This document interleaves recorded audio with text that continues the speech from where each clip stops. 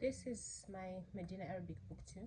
I have finished this whole series, book 1, book 2 and book 3, but I'm going for revision in my book, and one of the most important topics is the numbers one. For me, very important, numbers, because counting in Arabic is not as straightforward as one cat or one book, and because there are masculine and feminine numbers, so you can't say two cats like you would in English. In Arabic it would be like two female cats or two male cats. That differentiation is done with numbers. So this chapter, الدرس الرابع والعشرون العدد, this is chapter 24. عشرون is 20, this is 4, and al-adad is numbers, and then the things that are counted is called ma'dud. Yes, I like it when I remember those kind of things. Anyway, I am going to put the link in the description below because the person explains this way better than I do. So today I just decided to revise the numbers, because sometimes if I don't do it in a long time and I don't use the numbers, I forget. So I decided to go through this. Talibun wahidun, one student, but this student is male. Talibatun wahidatun, so that's a female one. So it's divided into masculine and feminine side, and then you don't need to say one student like this, because just say talibun is enough to say it's one. Talibatun is enough to say one, but this is for emphasis and also for learning. And then what happens, because this is helping me revise, me explaining helps me revise, and once you can explain certain things, it kind of like helps you, remember more. I find that. So instead of just revising on my own, I decided to make a video out of it. Thalathatu tulabin. So what happens with numbers 3 to 10, they have different rules.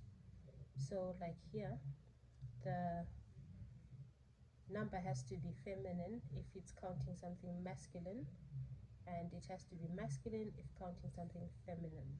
Yes, it has to be opposite in gender. And also the word is the plural, tulabin, so this is plural. Instead of talib, you say tulab when you're counting from 3 to 10. Those are different rules. And then, okay, for 11 and 12, it's also got its own rules. Ahada ashara taliban, and it becomes nasab mansub, and there's a lesson for that, a whole series. At some point, I think when I finished book 2, I actually stopped doing the books.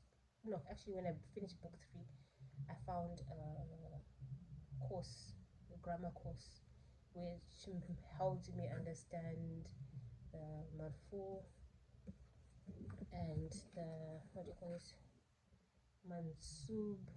Oh, okay, this is jar, sorry, this is jar and nasab.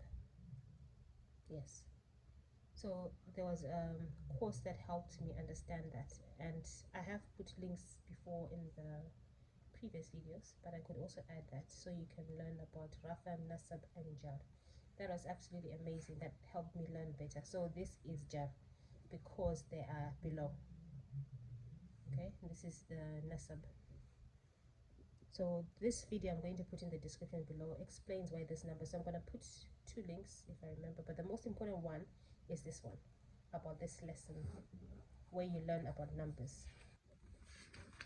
So we've got numbers 1 to 10 there. 1 and 2 have their rules. 3 to 10 have rules. Then 11, 12, 13, 14, 15, and you get to 20. And then 21, 22,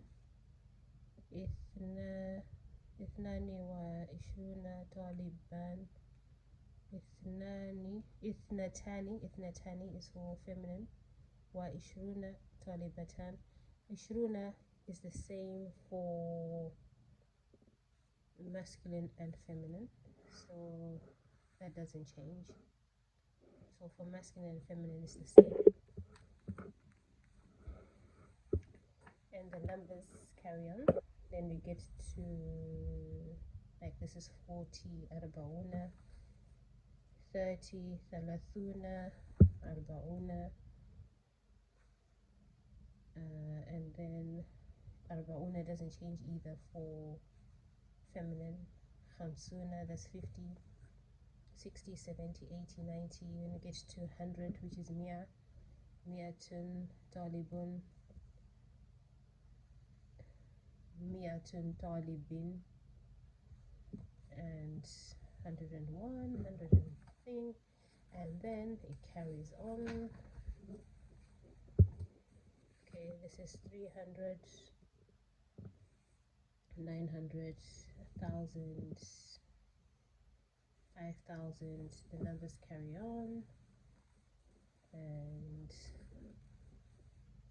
this, what number is this? Okay, all this is like how you can say numbers, that there are two options. You can say it like this, or you can write like this for this number. Okay, yeah, so I've put in the link. It's a very comprehensive lesson. It covers quite a lot, so just want to share that with you because numbers are important, counting is important. So I hope you get the benefit of the lesson. The brother explains very well. I did the Medina Arabic book series through him, and the book 1, the book 2, and the book 3. You can find the books online somewhere.